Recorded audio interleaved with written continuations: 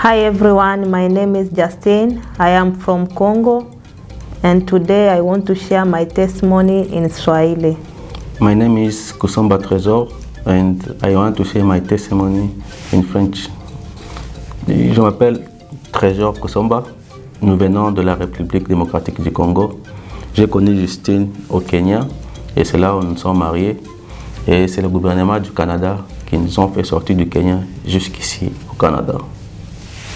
Na mimi nilipatana na bwanangu wakati tulikuwa hapo Kenya kwa refugee camp, na tulipata chance ya kukuja Canada kupitia gouvernement kwa sababu ya insecurity ambayo tulikimbia Congo, so tukaletewa hapa Canada.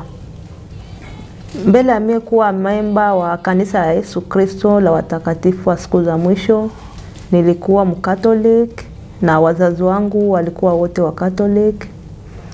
Na nilijua kanisa ya Yesu Kristo kupitia bwanangu. Wakati tumeoana ndio amenileta kwa kanisa na nikabatiziwa. Hadi sasa niko memba wa kanisa ya Yesu Kristo. Oui, j'ai connu aussi l'église de Jésus-Christ de ces derniers jours en République démocratique du Congo, plus précisément à Kinshasa. Et ce sont mes parents qui m'ont amené à l'église. Et je suis très content pour cette bénédiction d'avoir appartenir à cette église qui est l'église de Jésus-Christ. Et la foi en Jésus-Christ m'a beaucoup aidé dans ma vie. Je me rappelle quand j'étais au Kenya, dans le camp des réfugiés, ma femme n'était pas membre de l'église de Jésus-Christ de ces derniers jours.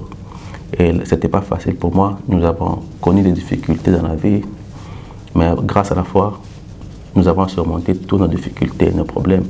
Et aujourd'hui, je suis très content et très fier parce que ma femme aujourd'hui est membre de l'église de Jésus-Christ de ces derniers jours. Na mimi kanisa imenisaidia sana na imenikomanisha sana kiimani. Tulipitia mambo mingi sana na bwanangu wakati tulikuwa kwa kambi ya refugee. Tulihangaika sana, lakini kupitia imani ambayo tulikuwa nayo imetusaidia hadi leo tumefika mahali tuko. Najisikia imani yangu inaongezeka kila siku, na nimeshukuru sana sababu nilipata bwana ambaye anajua Mungu, anapenda Mungu na amejisacrifice kumfanyia Mungu kazi. Et personnellement, je remercie notre Père Céleste de m'avoir accordé la foi, parce que la foi m'a beaucoup aidé à surmonter les épreuves. Et aujourd'hui, j'ai une grande famille. Je suis père de 5 enfants et j'ai une femme qui m'aime et moi aussi je l'aime. Et nous avons l'église qui est l'église rétablie de Jésus-Christ. Et grâce à la foi, nous avons connu toutes ces choses. Et nous sommes là pour nous préparer à ce qu'un jour, après cette mort, nous puissions encore retourner vivre à la présence de notre Père Céleste. Et je suis très content pour les bénédictions spirituelles et temporelles de l'église et surtout pour le mariage au temple que moi et ma femme nous sommes scellés éternellement avec nos enfants. Ça, c'est une grande bénédiction que j'ai eue de ma vie, pour savoir qu'un jour, moi et ma famille, nous allons avoir cette vie éternelle. Donc nous vivons éternellement. Ça, c'est une bénédiction de l'église. Je suis très content pour ça. Je suis très content d'avoir aussi une femme qui m'aime beaucoup.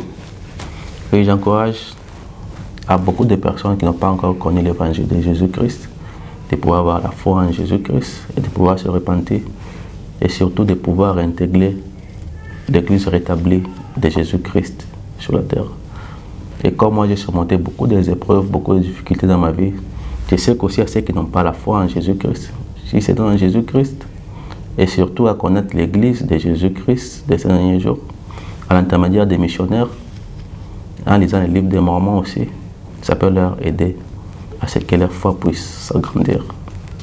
Na mimi pia nilikuwa natoa mashauri kwa wale watu ambao imani yao iko chini, kwamba waweke imani kwa Mungu, kwa sababu Mungu ndio kila kitu ambaye anaweza kutuokoa.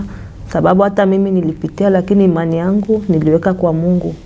So inabidi waweke imani, siku moja tujiandae tukamwone baba yetu wa mbinguni na tuishi karibu naye. Na wale ambao wajui kanisa la Yesu Kristo la watakatifu wa siku za mwisho, pia na waombea Mungu wapate neema siku moja pia wajue kanisa ambayo iko na ukweli na inatufunza na inatuongoza. Donc personnellement, je sais que l'Église de Jésus-Christ de ces derniers jours est le royaume de Dieu sur la terre. Et je sais que le livre de Mormon est la parole de Dieu.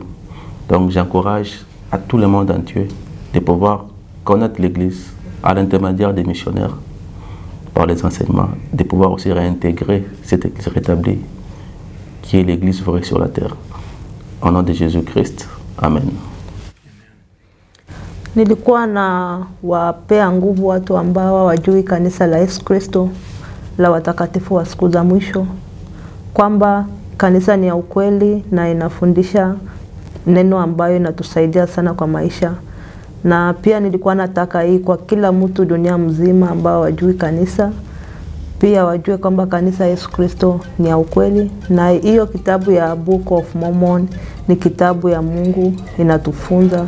Na sasa tuko na profeti anaitwa Russell M. Nelson, ni profeti wa Mungu, anatuongoza na anatufundisha.